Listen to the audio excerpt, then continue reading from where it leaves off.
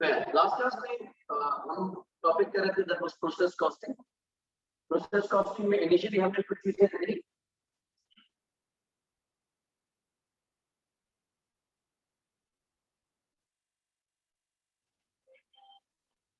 कि हम प्रोसेस के अंदर जो भी इनपुट करते हैं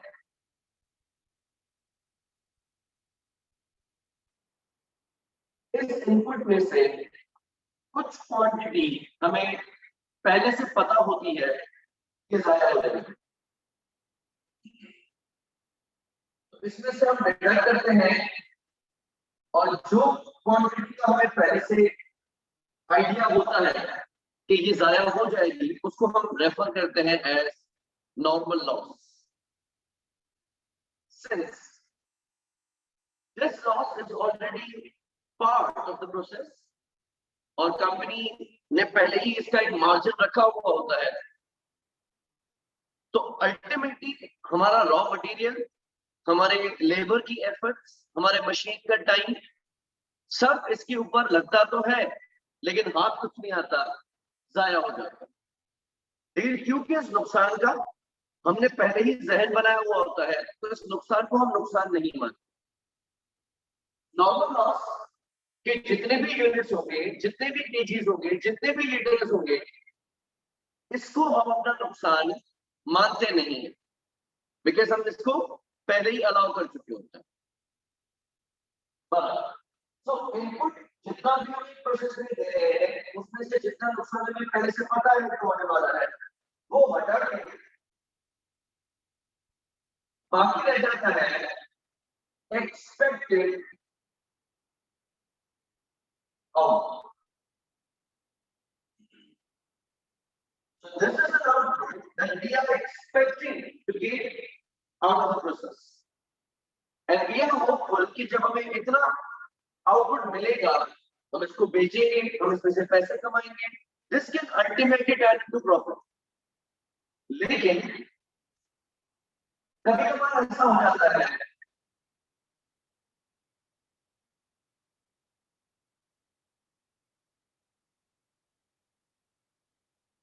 कि एक्चुअल नुकसान हमारी एस्टिमेशन से ज्यादा हो जाता है।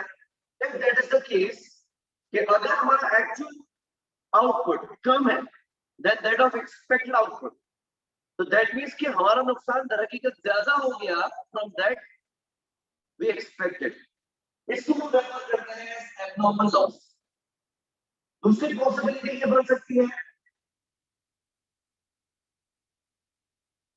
कि ये एब्नॉर्मल लॉस की बजाय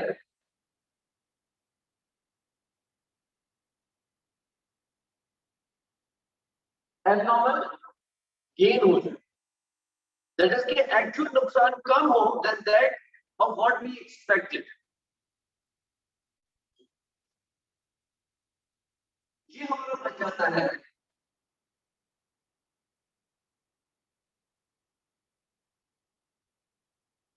एक्चुअल आउटपुट। लेकिन as discussed in the previous class कि प्रोसेस कॉस्टिंग यूनिट्स टारगेटेड नहीं है, आउटपुट टारगेटेड नहीं है, it's time based. So there is a possibility कि हमने अभी सर्टेन नंबर ऑफ यूनिट्स को मुकम्मल नहीं किया और हमारे प्रोसेस का टाइम खत्म हो गया, हमारी शिफ्ट का टाइम खत्म हो गया। अब पॉसिबिलिटी देखना क्या बन सकती है, जो आपका एक्चुअल आउटपुट है ये मुमकिन तौर पे कंप्लीट हो चुका हो अगर, तो हम इसको कहेंगे फिनिश्ड गुड्स, वो जो कि मुकम्मल हो गए। जबकि दूसरी पॉसिबिलिटी ये है कि अभी इनमें से कुछ यूनिट्स के ऊपर काम चल रहा है, खराब नहीं हुए, जाया नहीं हुए, वेस्ट नहीं हुए, काम चल रहा है लेकिन मुकम्मल भी नहीं हुए, उसको हम कहते हैं losing work in progress। कि अभी कुछ यूनिट्स के ऊपर काम चल रहा है।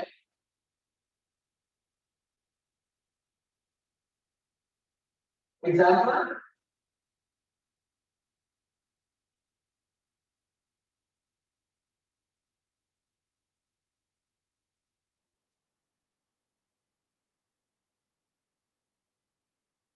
हमारी कंपनी ने एक ब्लेंडिंग प्रोसेस स्टार्ट किया।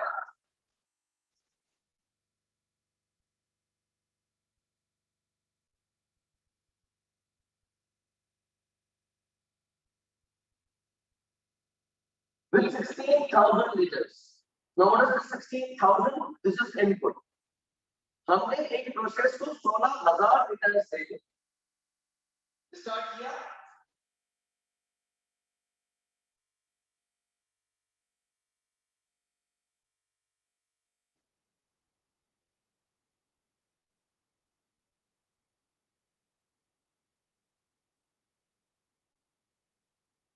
और हमने ये एक्सपेक्ट किया था कि हमारे इनपुट का 4% वेस्ट हो जाए।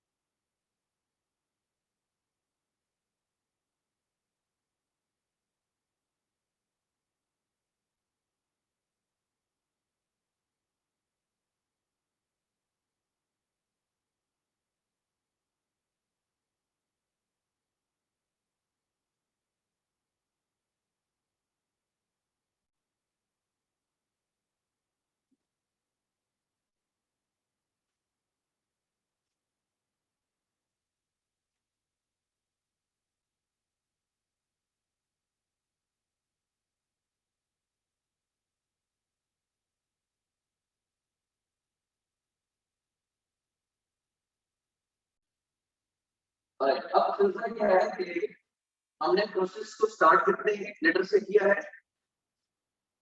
अगर हम इसका इनपुट आउटपुट बनाएं,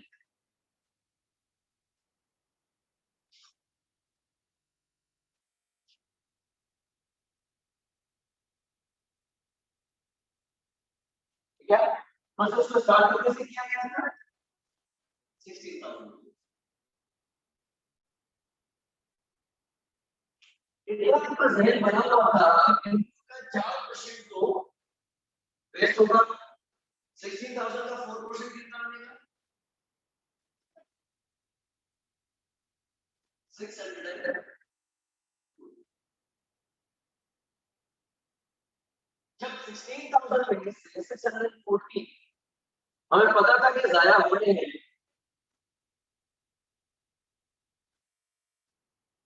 तो प्रोसेस में से आउटपुट कितना आना चाहिए था? 15,360। What has actually happened at the end of the month? It says by end of month, 30,000 liters were blended. 13,000 liters को हमने कंप्लीट कर लिया। So out of 15,360,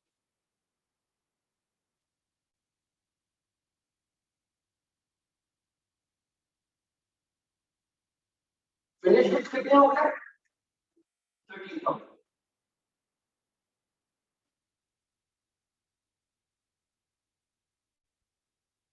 अभी भी 2,360 लीटर्स की शॉर्टेज है। हम ये समझ सकते हैं कि शायद ये भी जाया होगा, लेकिन नहीं करता है। 2,000 लीटर्स पर 60% कंप्लीट। ये भी जाया नहीं हुए, ये अभी 60% मुकम्मल हुए, अभी चल रहा है काम। क्योंकि इन पे अभी काम चल रहा है, तो इसको हम नाम देंगे WIP। कितने लीटर्स पे अभी काम चल रहा है?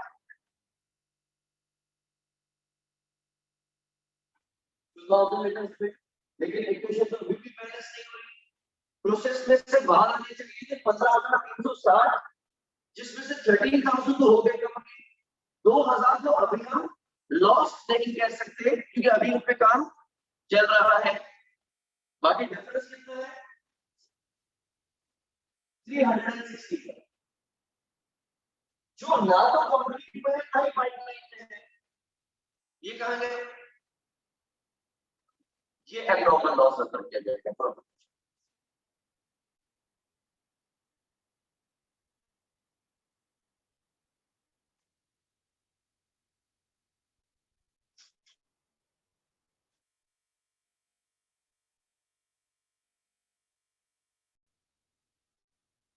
अगर हम उसकी कॉस्टिंग करना चाहें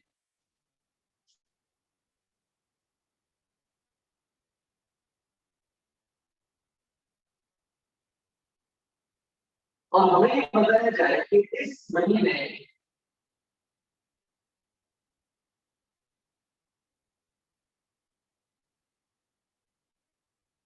डायरेक्ट मटेरियल की कॉस्ट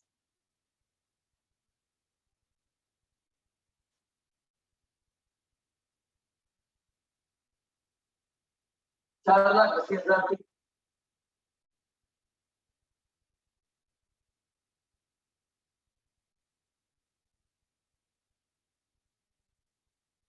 जबकि डायरेक्ट लेबर की कॉस्ट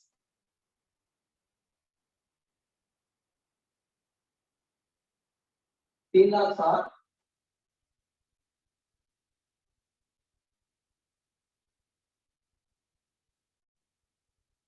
और फैक्ट्री ओवरहेड्स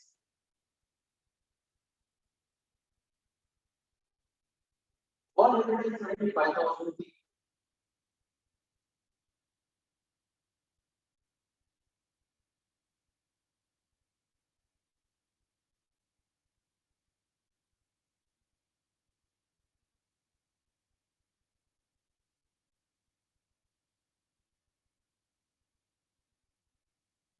मटेरियल को प्रोसेस की स्टार्ट में ही इनपुट कर दिया जाता है। तो मेरे लिए प्रॉब्लम क्या है, ये तो पता है कि इस महीने प्रोसेस पे कितना खर्चा किया गया है और कितना खर्चा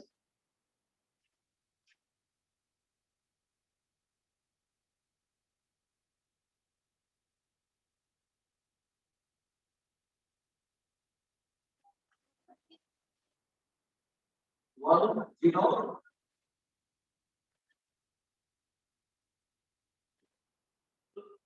इस मंथ हमने 10,15,000 रुपए की प्रोसेस कॉस्ट इनकर की है, लेकिन मैं ये कैलकुलेट करना चाहता हूं कि 1 लीटर को ब्लेंड करने में हमारी कंपनी की कॉस्ट कितनी आती है।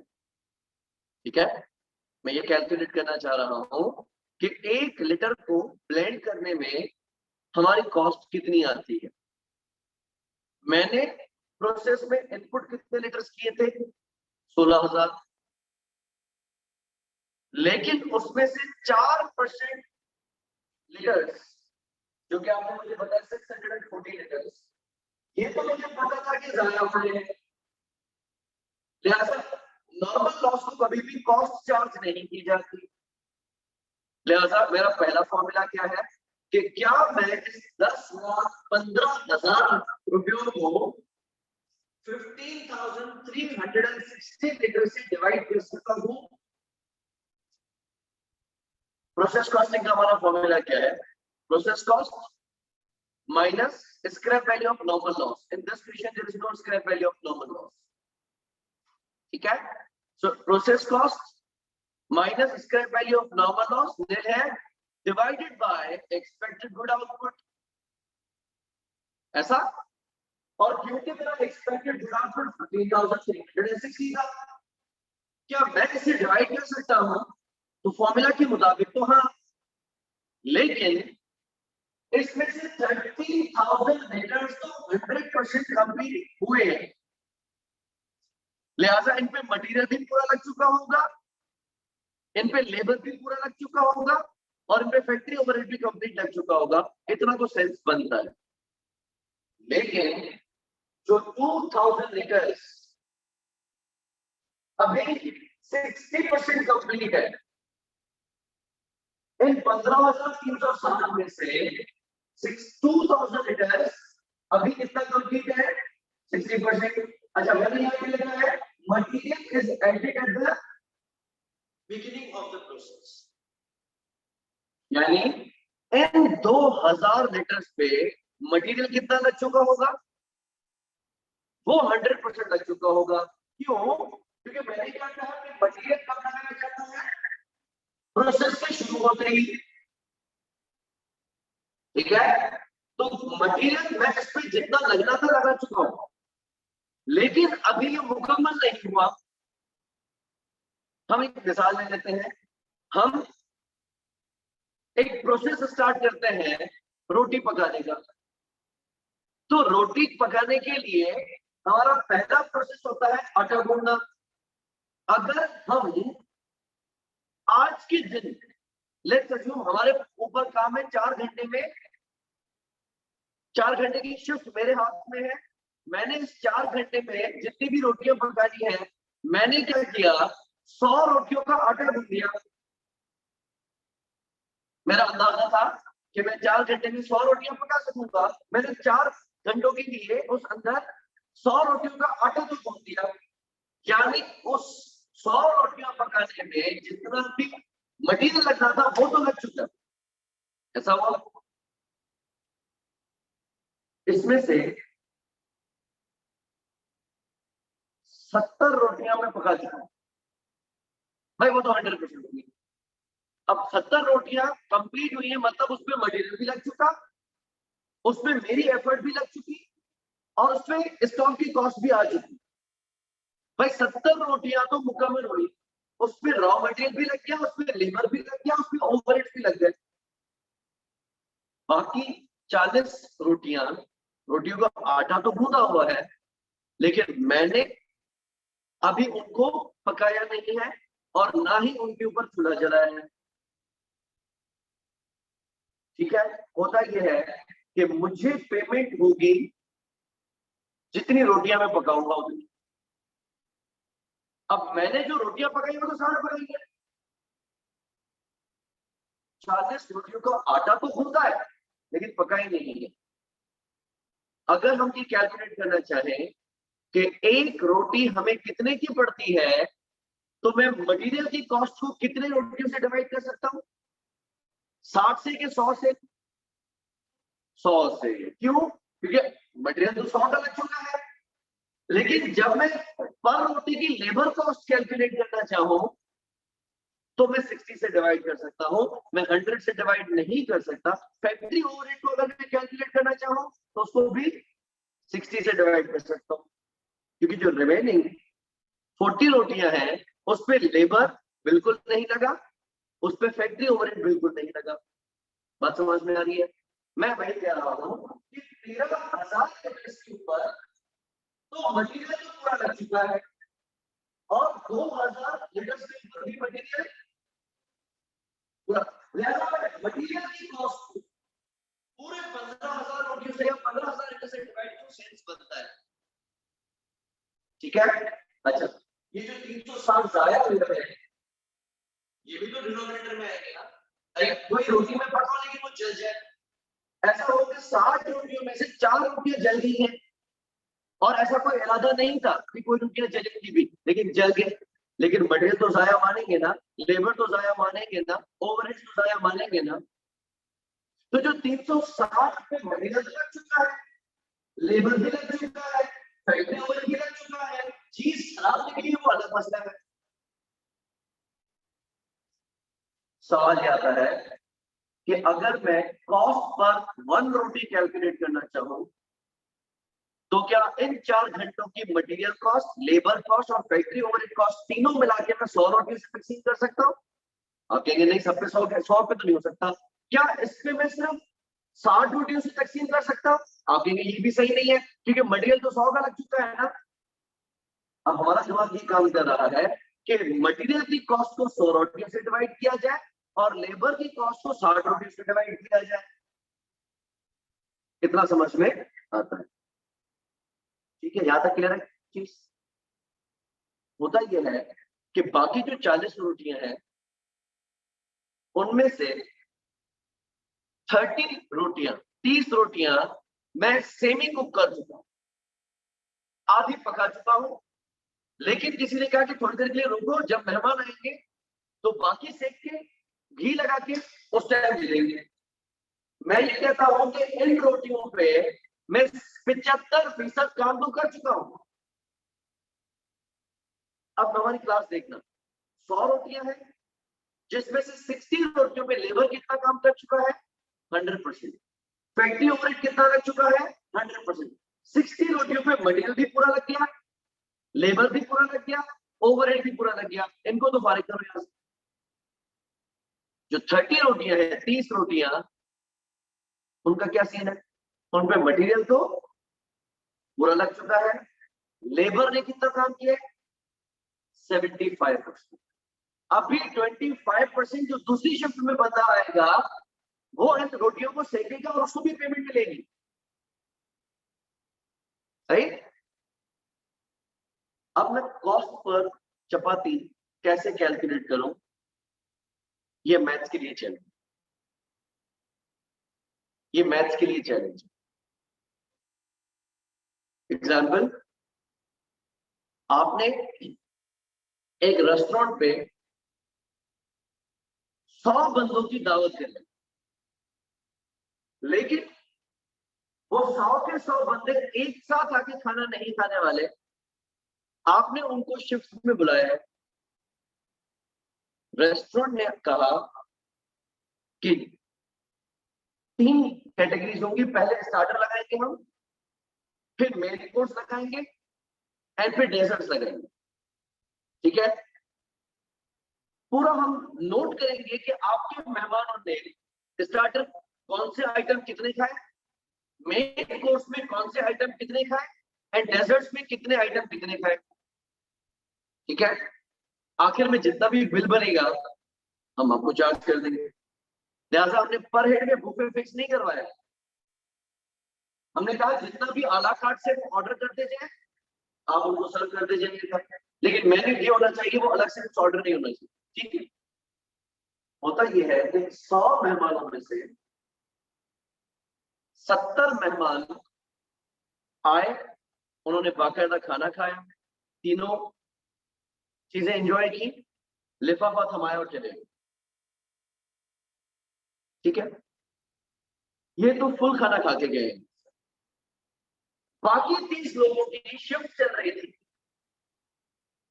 उन्होंने स्टार्टर खाया था, मेन कोर्स में अभी उन्होंने कुछ मंगवाया था, खाया था कि इतने में रेस्टोरेंट में फायर अलार्म बज गया और रेस्टोरेंट ने हमें माजरत कर दी कि आपके मेहमानों को यहां से इवैक्यूएट करना पड़ेगा। हम उनको माजरत कर लेते, वो चले गए। लेकिन जब उनसे पूछते हैं कि खाना ठीक से खाया, वो कहेंगे क्या पूछ रहे हैं सर, खाना कहां से ठीक से खाया।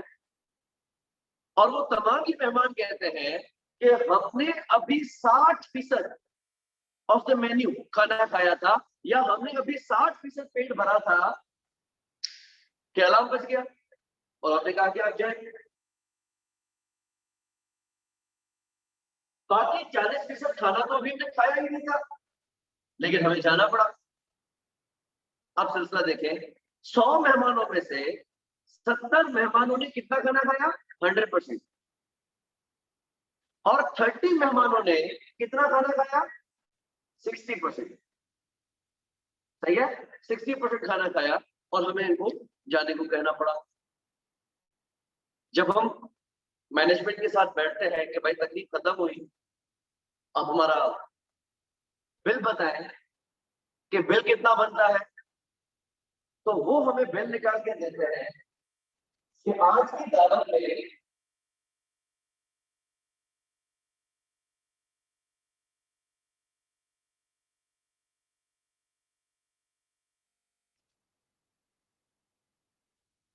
आपका बिल बना है 78,000 रुपीज,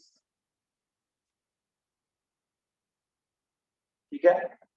आज की दावत में ये बिल वो है जितना आपके मेहमानों ने ऑर्डर मंगा दिया। मुझे किसी दोस्त ने कहा था कि आप पर हेड बुफे में कर लो, आपको फायदे में पड़ेगा। और पर हेड बुफे मुझे पड़ रहा था 900 रुपए का। उसमें क्या होता कि अनलिमिटेड खाना देना रेस्टोरेंट की जिम्मेदारी होती, हमारे मेहमान कितना खाते हैं वो उनकी मर्जी। लेकिन दूसरा मुझे आया था कि नहीं, बुफे में कैसे सस्ता पड़ सकता है। जाहिर सी बात है वो इतना ही चार्ज करेंगे कि ज्यादा अगर खा भी गए, कोई लोग ऐसे भी होते हैं जो खाते नहीं, इतना नुकसान में पड़ जाएगा। अब मैं ये कैलकुलेट करना चाहता हूं कि मुझे पर गेस्ट कितना खर्चा है। मेरा इस तकलीफ के आखिर में बिल कितना बना है? 78,000। ये कितने मेहमानों को खाना खिलाने का खर्चा है? ऑप्शन नंबर 1, क्या इस 78,000 में मैंने 100 गेस्ट को खाना खिलाया?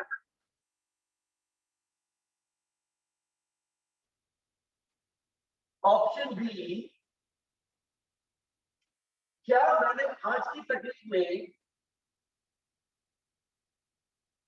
60 गेस्ट को खाना खिलाया? अगर मैं कॉस्ट पर हेड कैलकुलेट करना चाहूं तो आपकी मैथ्स क्या कहती है? By what number of guest should the 78,000 rupees bill be divided? 100? 100? अगर मैं 78,000 डिवाइडेड बाय 100 करता हूं तो पर हेड कॉस्ट कितनी आई है?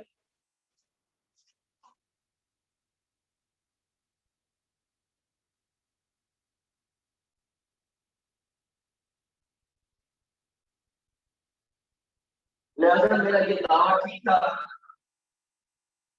कि बुफे में फायदा नहीं होगा। बुफे कितने का पड़ रहा था पर हेड? 900 का। और ये मुझे कितने का पड़ गया?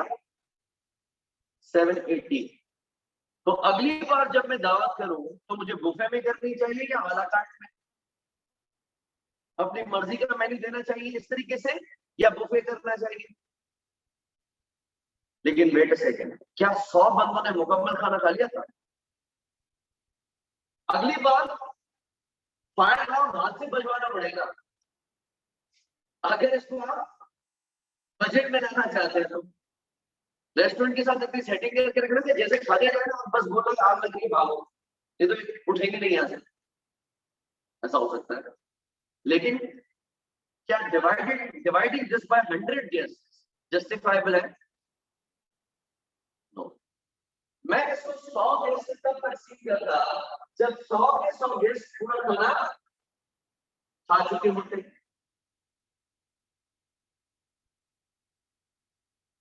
ठीक है, लेकिन 100 के 100 गेस्ट से पूरा खाना तो खाया नहीं। Option 2, should I divide it by 60 guests? If I do so, how much is cost per guest? Sorry, 1,500.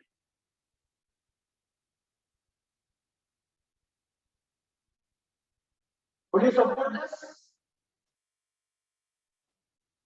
Is my cost of feeding a guest 1,300 rupees? No, क्योंकि आप इसमें ये कह रहे हैं कि सिर्फ 60 बंदों ने खाना खाया है, बाकी 30 बंदों ने पेट भर ना सही लेकिन 60% खाना तो खाया है। ये 78,000 को मैं 60 से तब डिवाइड कर सकता था जब रेस्टोरेंट ये कहता कि सर आपके क्योंकि 30 गेस्ट ने पूरा खाना नहीं खाया और हमारी तरफ से कुछ ऐसा मसला आ गया, हम माजरत चाहते हैं, लिहाजा हम आपसे उन 30 बंदों के खाने के पैसे नहीं ले सकते। तो मैं कहता कि ये 78,000 पर्टिकुलरली 60 बंदों के खाने का बिल है। लेकिन ऐसा तो नहीं है। हमने तो मेन्यू में से जो जो मंगवाया उन सबका बिल उन्होंने हमें 78,000 चार्ज किया है। अब इस मैथ्स को आप सुलझाएं कि how can I calculate the cost per head? Dividing that by 100 not justifiable, dividing that by 60 not justifiable।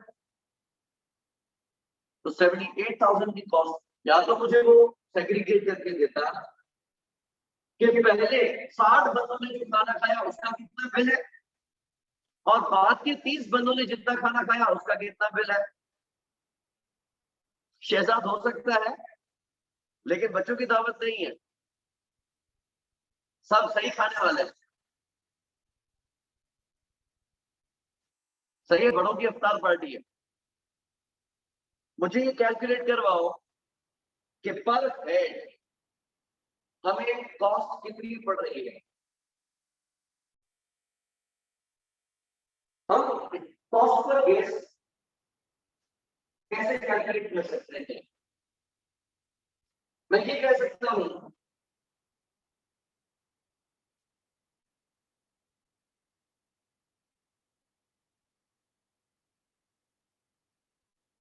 कि वो लोग जिन्होंने पेट भर खाना खाया उनकी कॉस्ट तो एज इट इज डिवाइड होनी चाहिए। और कितने गेस्ट ने 100% खाना खाया है?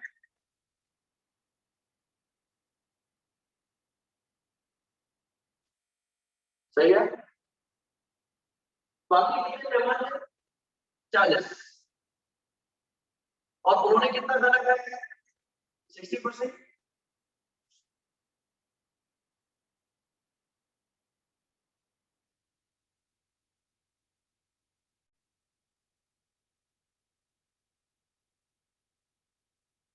सो वी आर सेइंग कि पूरी कॉस्ट को 100 गेस्ट से डिवाइड करना भी ठीक नहीं है, पूरी कॉस्ट को 60 गेस्ट से डिवाइड करना भी ठीक नहीं है।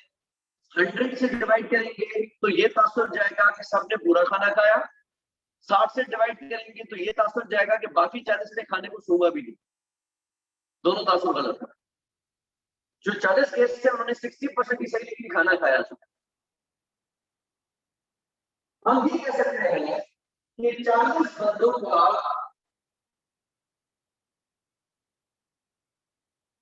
60% खाना खाना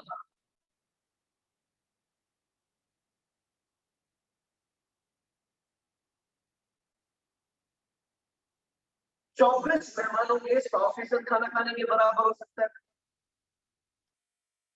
ठीक है, कॉन्सेप्ट क्या कह रहा है? साथ अगर आप कहेंगे मुझे होस्ट वाले पे मैसेज करें तो मेरे लिए रीडेबल हो जाएगा। अभी फोन पे it's not possible for me to read. In fact sorry Mustafa, option A में तो मतलब आप 100 गेस्ट के ऊपर एवरेज डिवीजन मार रहे हैं ना। 100 के 100 मेहमानों पे तो डिवीजन नहीं मार सकते। तो हम कॉन्सेप्ट क्या कह रहे हैं कि 40 लोगों ने 60% खाना खाया। इन्होंने इतना खाना खाया होगा जितना 24 मेहमान खाते तो पेट भर खाते। नहीं, रिसोर्सेज की अगर बात करें तो 40 बंदों ने थोड़ा थोड़ा थोड़ा थोड़ा खाया, 60% सबका पेट भरा। अगर ये 40 ना होते थे, अगर ये 24 लोग होते थे तो इतना खाना खा रहे थे कि 24 के 24 का पेट भर जाता। हम इसमें कॉन्सेप्ट रखते हैं इक्विवेलेंट गेस्ट का।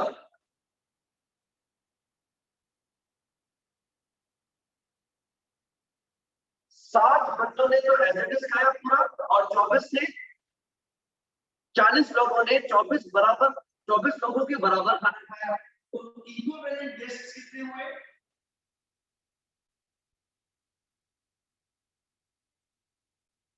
84 guests. What is the concept of 84 guests?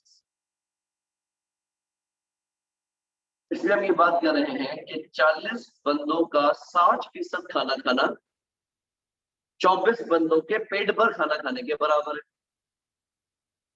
ठीक है, तो इस तकरीब में हमने इक्विवेलेंट टू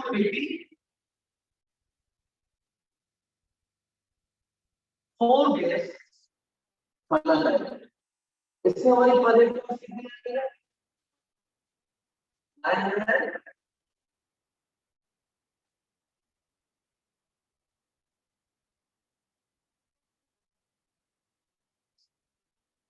और उसने हमें क्या कहा था कि 900 रुपए पर हेड में फायदा बढ़ जाएगा।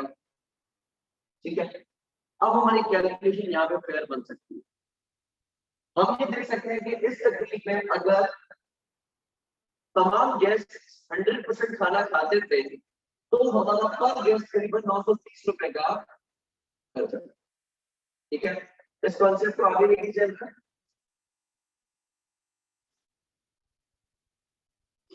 हम तीन की बात करें, 13,000 litres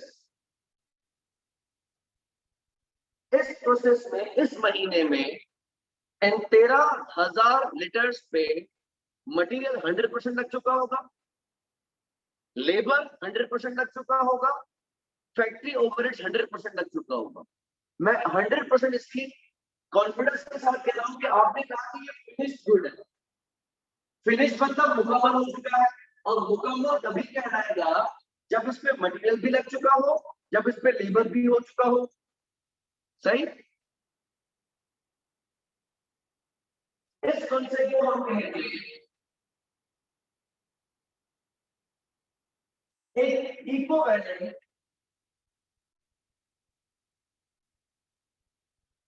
production units, in short हम उसको कहेंगे EPU, equivalent production units.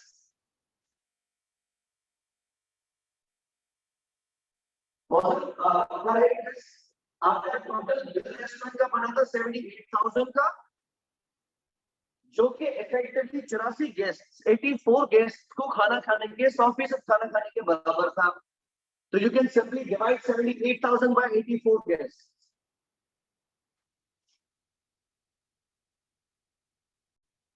Okay, EPU का कॉन्सेप्ट क्या कह रहा है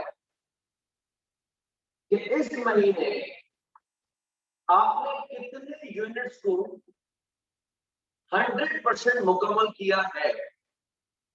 ठीक है, हम ये कैलकुलेट करना चाह रहे हैं कि इस महीने हमने कितने यूनिट्स को 100% मुकम्मल किया है। हमारे पास रिसोर्सेज कहते हैं, एक रिसोर्स है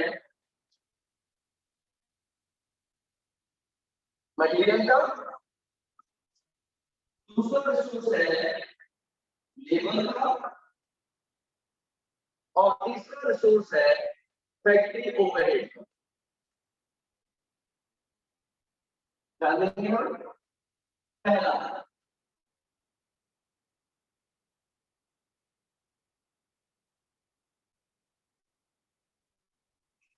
वो मेहमान जिन्होंने पेट भर खाना खाया।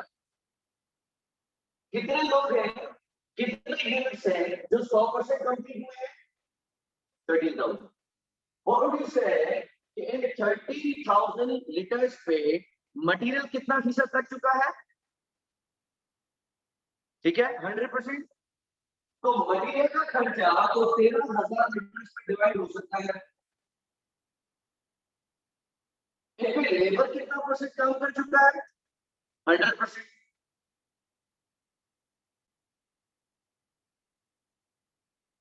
और इनका फैक्ट्री ओवरहेड भी कितना हो चुका है?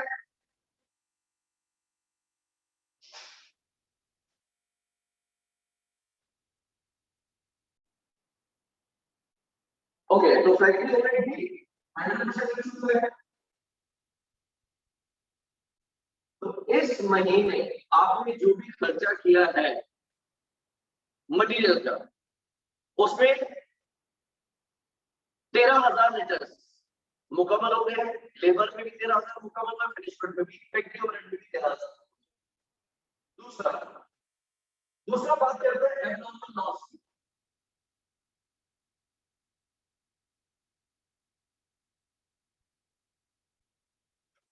यानी ये कह सकते हैं कि वो मेहमान है जो लिफाफा दिए बाहर चले गए, या किसी और की दावत में जाना था, हमारी दावत में आ गए। एब्नॉर्मल लॉस, इन्होंने आए भी सबसे पहले स्टार्टर भी भर के खाए, मेन कोर्स भी ठीक खाया, डेजर्ट भी चक्के और छई से खा के निकले। तो पूछा अच्छा फला की दावत दी थी क्या? हमें तो कईयों साहब की दावत में जाना था। माजरत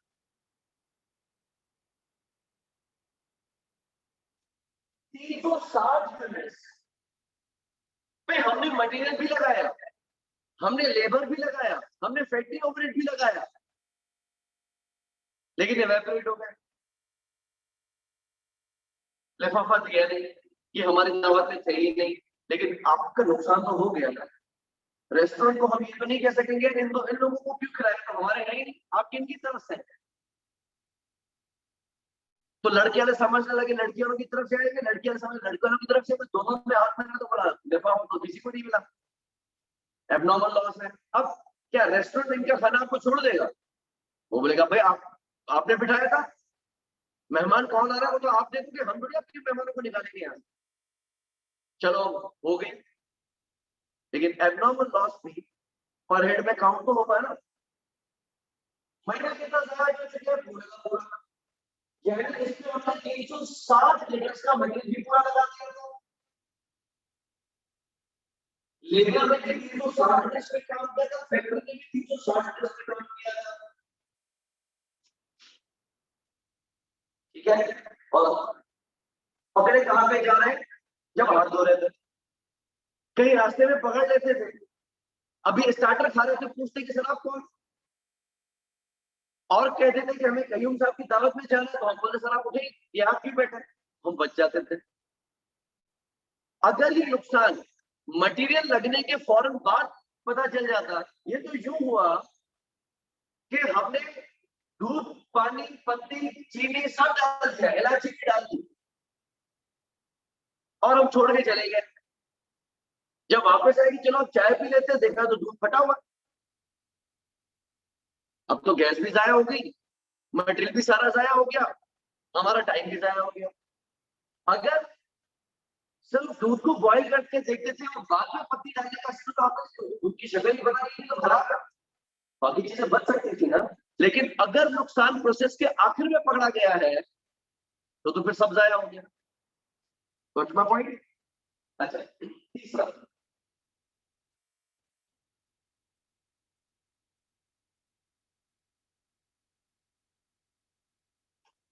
क्लोजिंग वर्क इन प्रोग्रेस। कितने यूनिट्स हैं जिनमें काम चल रहा है? 2000 लीटर्स। अच्छा, मेरा पहला सवाल, इन 2000 लीटर्स पे मटेरियल कितना फीसद लग चुका होगा? 100। ठीक है, हमने कहा कि मटेरियल कब लगाया जाता है? प्रोसेस की बिगिनिंग में। सही है, मटेरियल क्योंकि प्रोसेस की बिगिनिंग में लगता है, तो इन 2000 लीटर्स में मटेरियल तो पूरा लग चुका होगा।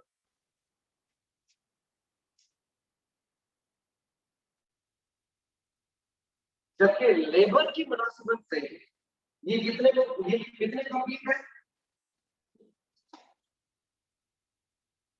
ठीक है, 2000 लीटर लेबर का 60% टाइम देना 1200 लीटर पे 100% टाइम देने के बराबर होगा। क्या ख्याल है, ऐसा ही है कि 2000 लीटर पे 60% टाइम देना 1200 लीटर पे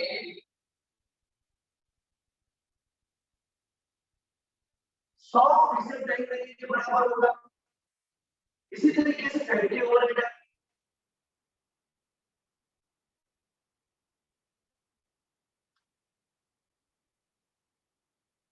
वो भी 1200 है।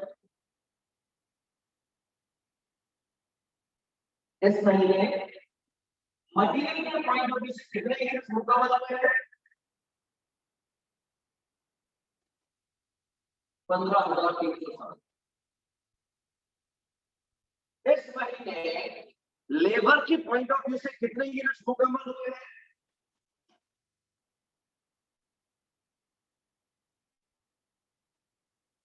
कितना?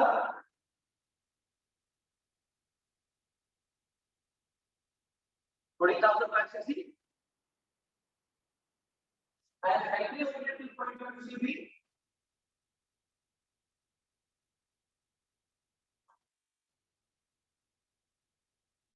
14,560।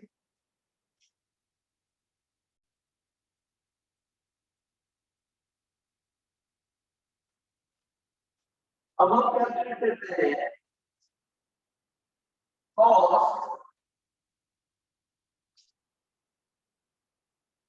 per liter material.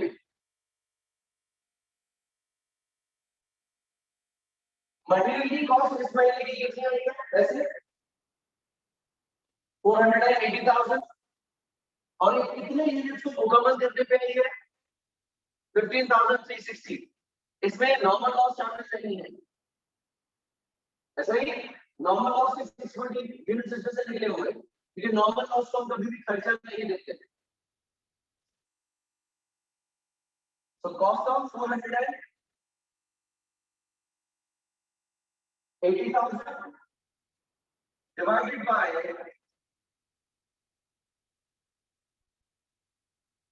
15,360 liters. How much is cost per liter?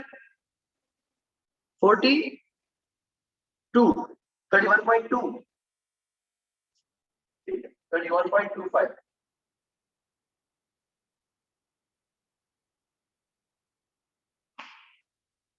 Next.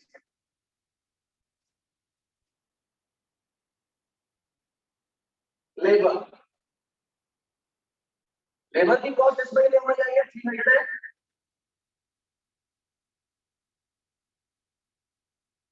360,000 और ये कितने यूनिट्स को मुकम्मल करने के बराबर थी? 40,560।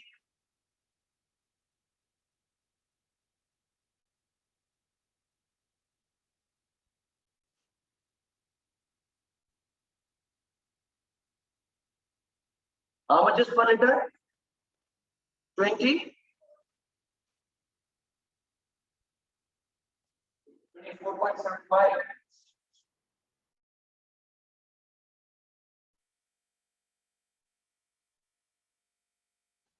Yeah, please run.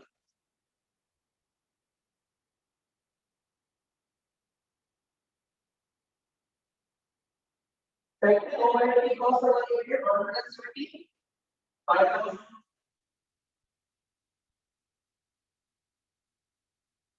और ये कितने लीटर्स को मुकम्मल करने के लिए 40,560 liters. How much is that cost per liter?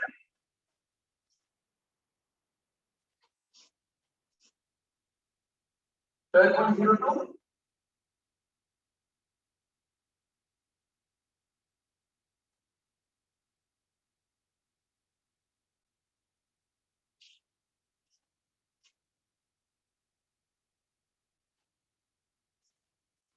तो अब हमारे सामने तीन चीजें हैं। पहला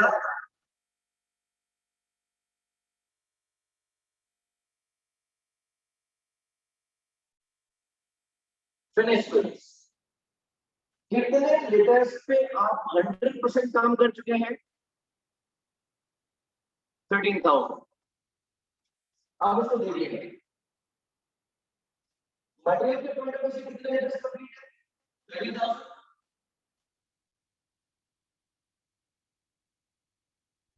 और मटेरियल की कॉस्ट पर लीटर कितनी? 31.25 प्लस लेबर के पॉइंट ऑफ व्यू से कितने यूनिट्स मुकम्मल है? 30,000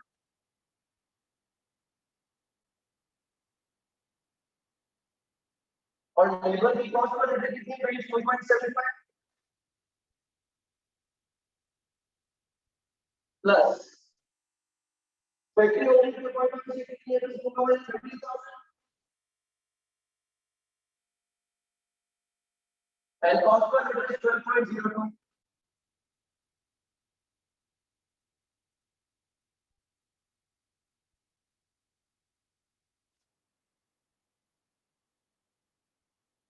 तो इन 30,000 लीटर्स पे हमारी टोटल कॉस्ट कितनी है?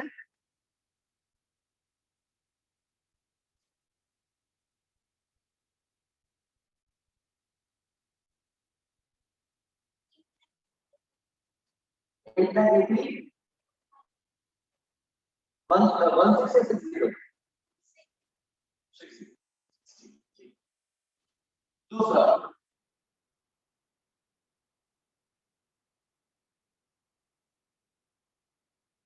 abnormal loss एब्नॉर्मल लॉस कितने यूनिट्स पे वेस्ट किया है, मटेरियल के हिसाब से कितने यूनिट जाए होंगे 360 और ऑलरेडी कितने का था 31.25 का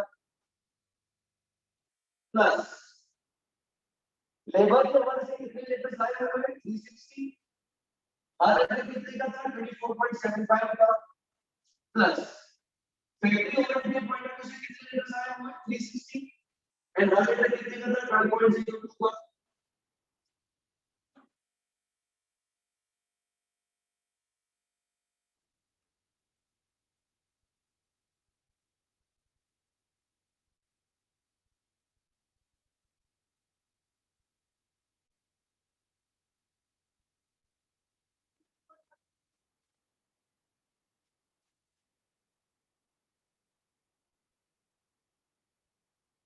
24,040.2 है, ठीक है। आगे जो अमाउंट ऑफ डिफरेंस को वो दे देंगे लास्ट। तीसरा ये तो क्लोजिंग कर दिया है जिन पे काम भी चल रहा है, काम तो चल रहा है लेकिन 2000 लीटर्स पे मटेरियल कितना लग चुका है 100%। ये मटेरियल तो हमने प्रोसेस के शुरू में लगा दिया तो 2000 लीटर्स पे मटेरियल कितना लग चुका है 31.25 के हिसाब से प्लस लेबर्स पे कितना लग चुका है 1200 लीटर्स के बराबर और एक लीटर को कंप्लीट करने में खर्च है 24.75 का प्लस फैक्ट्री ओवरहेड के पॉइंट ऑफ व्यू से कितना कंप्लीट हुआ है एंड कॉस्ट इज 12.02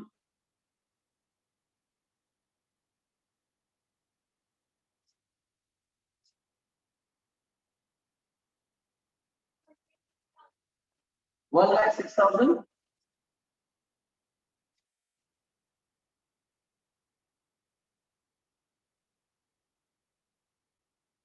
1,06,624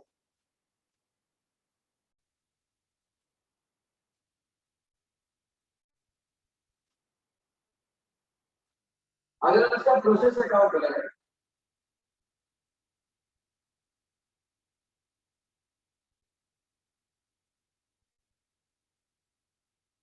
तो डेबिट को हम रखेंगे पहले direct material then direct labor and then factory overheads material कितने लीटर इनपुट किया था 16,000 जबकि लेबर और फैक्ट्री ओवरहेड्स कभी भी वजन में इजाफा नहीं करेंगे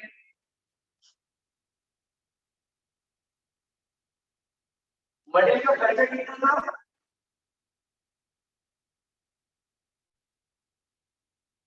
480,000 लेबर का खर्चा 360,000 एंड ओवरहेड्स का खर्चा 175,000 क्रेडिट पे क्या जाएगा नॉर्मल लॉस कितने लीटर का नॉर्मल लॉस है 6 लीटर है 40 और इस क्वेश्चन में नॉर्मल लॉस की स्केलेबिलिटी कोई भी नहीं है खर्चा तो नॉर्मल लॉस कभी भी नहीं उठाता नेक्स्ट फिनिश कितने मुकाबला किए हैं 30,000 और उसकी कॉस्ट आपने कितनी कैलकुलेट की है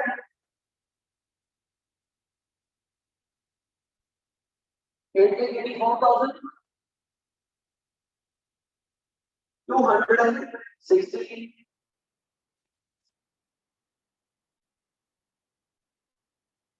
उसके अलावा ये एब्नॉर्मल लॉस कितने यूनिट्स हमने एब्नॉर्मल वेस्ट किए हैं 360 लीटर्स और फिर कॉस्ट कितनी आपने निकल की है 24,000 47 तीसरा थ्री बैलेंस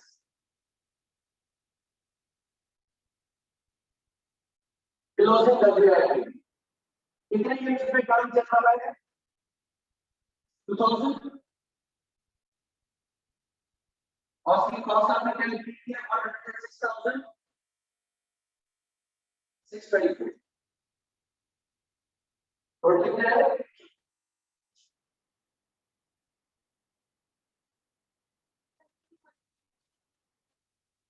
1015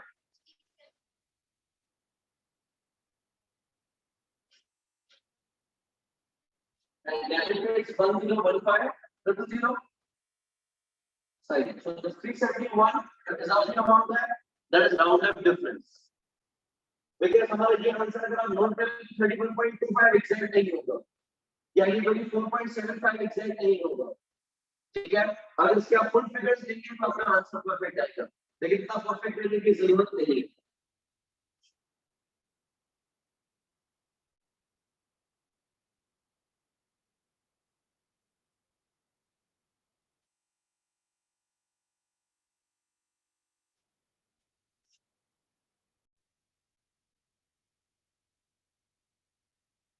ओके तो अभी तरफ से क्वेश्चन बना है सिंपली वैलिडेशन प्रोसेस है 1200 किलोग्राम्स प्रोसेस के बिगिनिंग में इनपुट किए गए हैं चिकन की कॉस्ट 300 रुपए पर केजी है देन इसमें लेबर की कॉस्ट 80,000 है फैक्ट्री ओवरहेड 64,000 है नॉर्मल लॉस बताया है 3% of input and then output दिया गया है कि 960 केजीस पकड़ा है 160 केजीस 75% कंप्लीट है for labour 40% complete for factory और कोई स्क्रैप वैल्यू नहीं है लॉस की आपने बताना है कि इसमें कितना एब्नॉर्मल लॉस या एब्नॉर्मल गेन है एंड अल्टीमेटली आपकी कॉस्ट पर केजी कितनी आ रही है वैलिडेशन में ठीक है प्रोसेस अकाउंट बना के दीजिए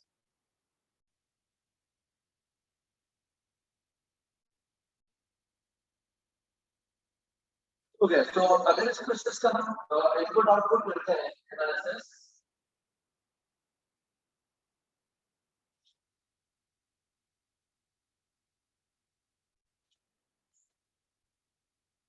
we started the process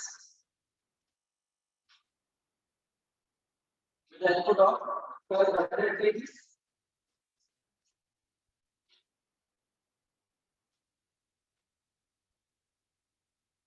expected that 3% of input would be lost. So this 3% of 1200 would be 36.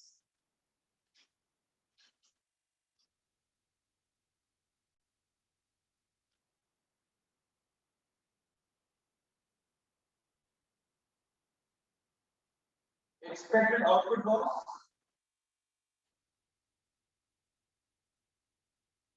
1164.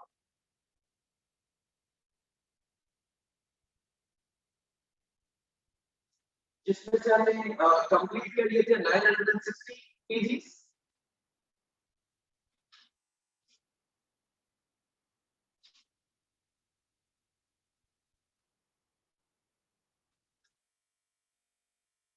इसमें से 160 kgs पे काम चल रहा था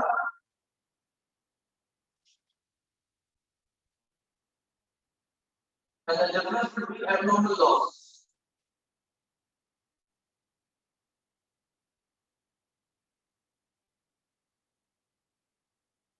There's an abnormal loss of 44 kgs.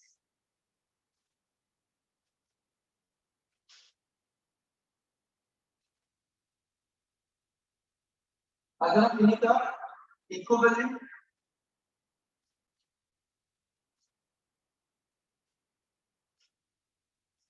Production units बनाए EPU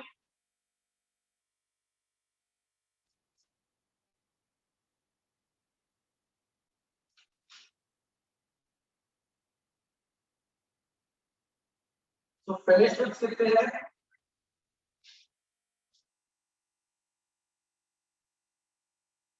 we have completed 960 kilograms कि 960 किलोग्राम को आप कंप्लीट कर रहे हैं, इसका मकसद इस पे मटेरियल भी 100% लग चुका है, लेबर भी 100% लग चुका है एंड फैक्ट्री ओवरहेड्स भी 100% लग चुके हैं। दूसरा,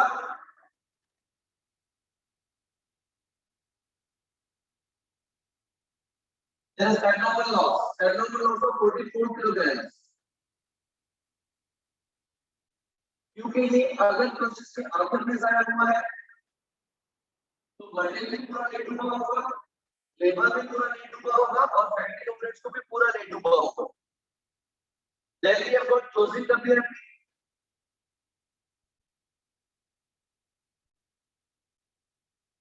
Closing WFP में we have got 160 kilograms. Material क्योंकि प्रोसेस के बेकिंग में दिया जा रहा है तो वो तो 160 पूरा ही लग चुका होगा इस पे।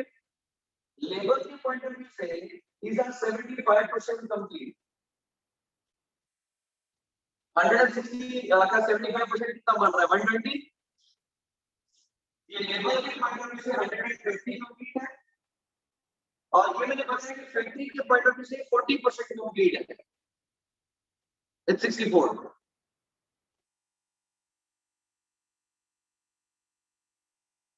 इन टोटल ये कितने बन रहे? 1164। मटेरियल के पॉइंट ऑफ व्यू से 1164, ठीक है, एंड लेबर के पॉइंट ऑफ व्यू से 1124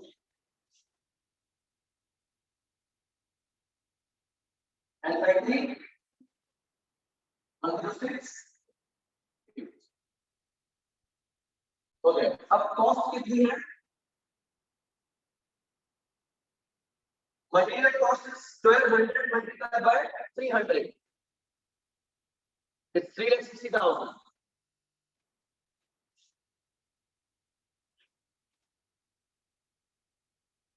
लेबर में given 80,000 rupees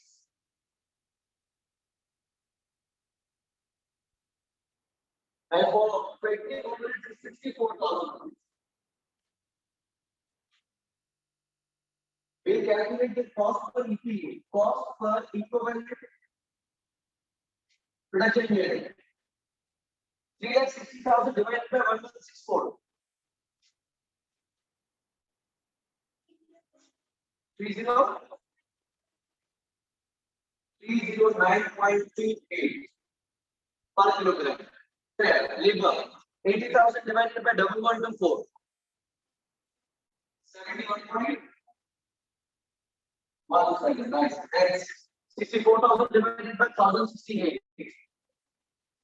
59.96, 93, 93। Moving forward for valuations,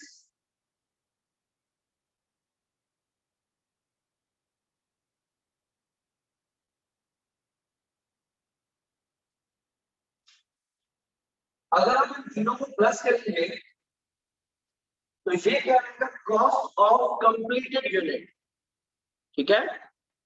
इन तीनों को प्लस करें तो कितना आ रहा है?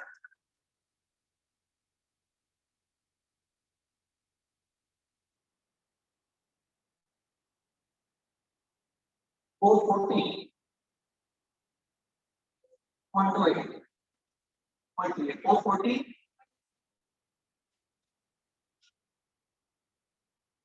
This is basically cost of completed unit. और हमारे पास कंप्लीटेड यूनिट कौन सा है? Finished good. फिनिश्ड गुड में कितने कंप्लीट है? 960 मल्टीप्लाइड बाय 440.38, ये इसका शॉर्ट फॉर्मूला है। अगर हम इसको पहले की तरह करें तो कर सकते हैं। उसमें हमने क्या किया था? 960 multiplied by 309.28 plus 960 multiplied by 71.17 plus 960 multiplied by 59.93। तो मैथ्स में आगे तीनों को कॉमन ले लेगा 960 क्योंकि तीनों को मल्टीप्लाई 960 से ही कर रहे हैं, तो इन तीनों को प्लस करके हम एक ही बार 960 से मल्टीप्लाई करें तो भी हमारा काम हो सकता है। This is value of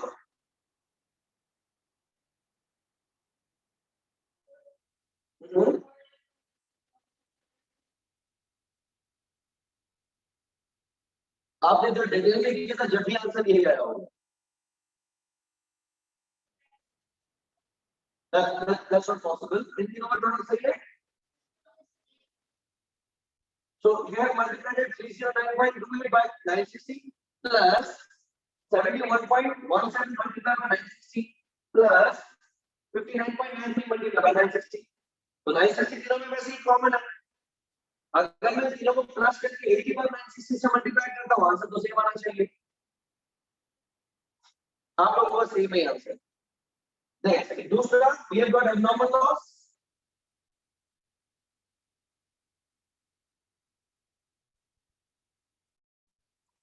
Mustafa से अच्छा ओके ठीक है okay so next we have got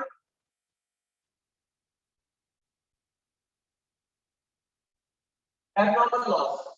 You can see this abnormal loss 24 same है। तो हमने मटेरियल के पॉइंट ऑफ व्यू से भी सब जाया कर दिया, लेबर के पॉइंट ऑफ व्यू से भी सब जाया कर दिया एंड फैक्ट्री ओवरहेड से भी सब जाया कर दिया।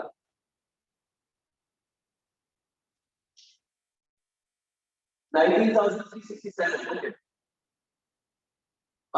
मोस्ट ऑफ इट 19,367 क्या है लेबर के पॉइंट ऑफ व्यू से।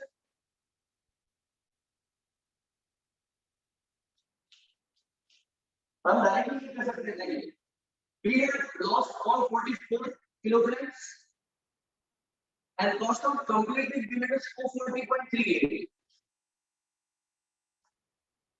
आप इसको भी ऐसे कर सकते हैं 44 multiplied by 309.28 plus 44 multiplied by 71.16 plus 44 multiplied by 59.93। यहाँ हम इन तीनों को प्लस करके एक बार 44 से मल्टीप्लाई करते हैं कितना आ रहा है सर 1,376। ठीक है तो मुस्तफा आईडी 61,860 का लिखा है that is for closing WIP not for factory overhead actually.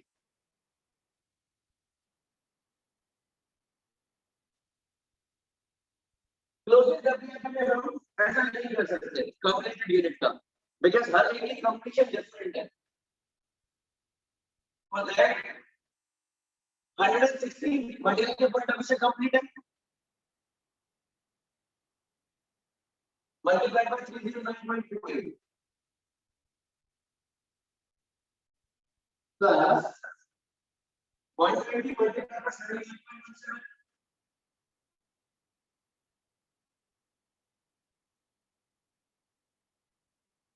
plus 64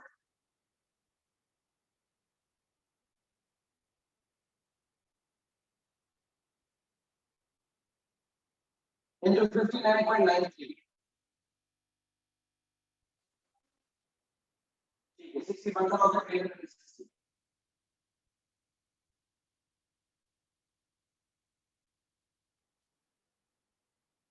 ठीक है अच्छा अब इसका अगर शेप बनाते हैं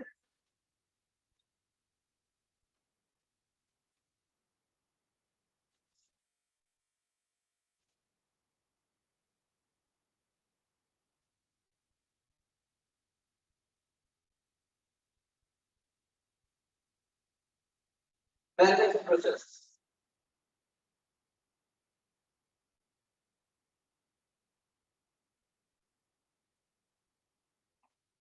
डायरेक्ट मटेरियल कितने केजी से स्टार्ट किया 1200 and cost 60,000। next resource was direct labor and then factory overheads। direct labor and factory overheads बसों का हिसाब से नहीं कर सकते and the cost was 80,000 and 64,000 respectively।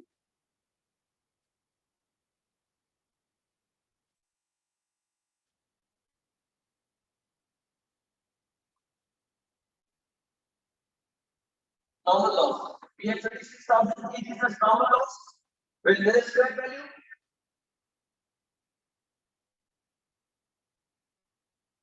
finished goods we completed 960 kilograms जिसकी वैल्यूएशन आपने बताई 746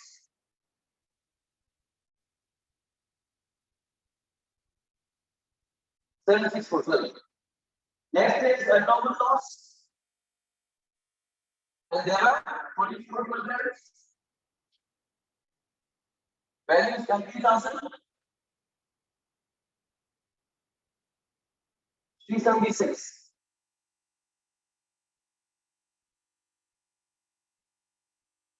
Closing WIP. They are 160 kilograms. And the value is 61,860.